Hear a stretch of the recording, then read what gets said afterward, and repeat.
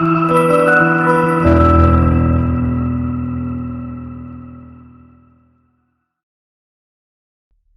Friends, मैं हूं सत्येंद्र और स्वागत है हमारे इस चैनल के एक और नए वीडियो में। आज के इस वीडियो में मैं इंजेक्शन के डिफरेंट टाइप्स के बारे में बताने वाला हूं।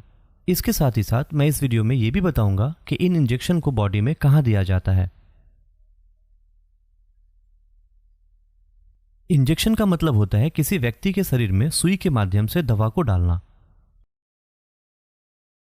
सुई को एक हॉलो डिवाइस, जिसे सिरिंज कहते हैं, उसके द्वारा बॉडी में इंजेक्ट किया जाता है।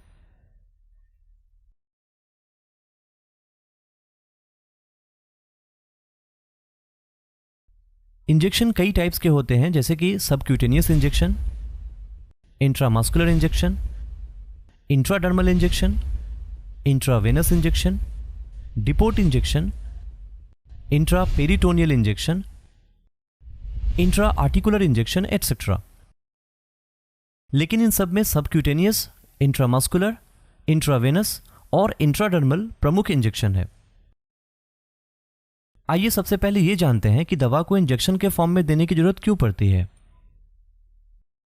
यूजुअली इंजेक्शन के थ्रू मेडिसिन देने से वो जल्दी ही बॉडी में एब्जॉर्ब हो जाता है, और दूसरा ये कि जो अल्टर ड्रग्स या मेडिसिन जो किसी और तरीके से बॉडी में एब्जॉर्ब नहीं हो पाता, उसे इंजेक्शन के हेल्प से दिया जाता है। इंजेक्शन के डिफरेंट टाइप्स को जानने से पहले चलिए स्किन के लेयर को समझते हैं। स्किन कई लेयर से मिलकर के बना होता है, जिनमें सबसे बाहरी यानी कि ऊपर के लेयर को एपिडर्मिस, उसके बाद के लेयर को डर्मिस लेयर कहते हैं। डर्मिस लेयर वाटर स्टोर करने, बॉडी टेम्परेचर को रेगुलेट करने और विटामिन डी के प्रोडक्शन में सहायता करता है। तीसरे और लास्ट लेयर जो कि स्किन को मसल से अलग करता है, जिसे हाइपोडर्मिस या सबक्यूटेनियस फैट लेयर कहा जाता है। इस लेयर में फैट स्टोर रहता है, जो कि हमारे बॉडी में हीट कंजर्व करने का काम करता है। तो चलिए अब इंजेक्शन के मेन टाइप्स को समझ लेते हैं। इस इंजेक्शन से मेडिसिन को स्किन और मसल्स के बीच टिश्यूज में दिया जाता है। इस तरह के इंजेक्शन के लिए छोटी सी सुई लगभग 1.5 से 2 सेंटीमीटर और 2 से 2.5 ml वाले सिरिंज का यूज किया जाता है।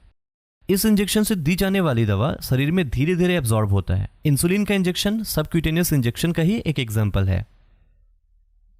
सबक्यूटेनियस इंजेक्शन को बॉडी में आर्म के ऊपरी एरिया में, थाई के बाहरी हिस्से में, पेट में नाभि के एरिया को छोड़कर और इसके अलावा बटक और हिप वाले हिस्से में लगाते हैं। इस तरह के इंजेक्शन को जनरली 45 डिग्री के एंगल पर लगाते हैं।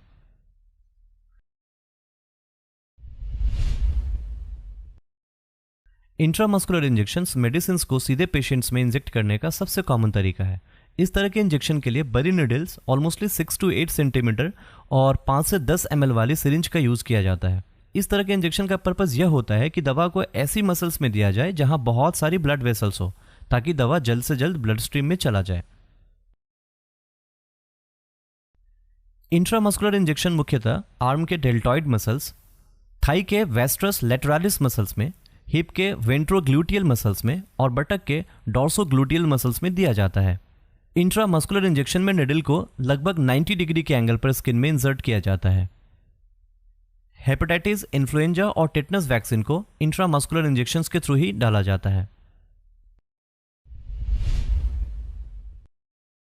इस इंजेक्शन से दवा को स्किन में दूसरी लेयर यानी कि डर्मिस में दिया जाता है। इस तरह का इंजेक्शन लगभग 5 से 15 डिग्री के एंगल पर एक बहुत ही छोटी सुई के द्वारा लगाया जाता है। इंट्राडर्मल इंजेक्शन से दवा का एब्जॉर्प्शन में इंट्रामस्कुलर इंजेक्शन, इंट्रावीनस इंजेक्शन या सबक्यूटेनियस इंजेक्शन से अधिक समय लगता है।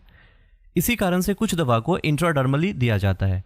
इस तरह के इंजेक्शन का यूज आमतौर पर सेंसिटिविटी टेस्ट जैसे कि ट्यूबरकुलिन स्किन टेस्ट या फिर एलर्जी टेस्ट में किया जाता है।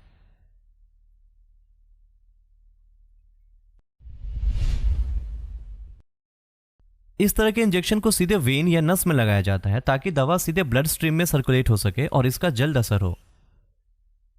इस तरह के इंजेक्शन के द्वारा उन लोगों को न्यूट्रिशन सप्लाई किया जाता है जो डाइजेस्टिव ट्रैक्ट के द्वारा न्यूट्रिशन नहीं ले सकते।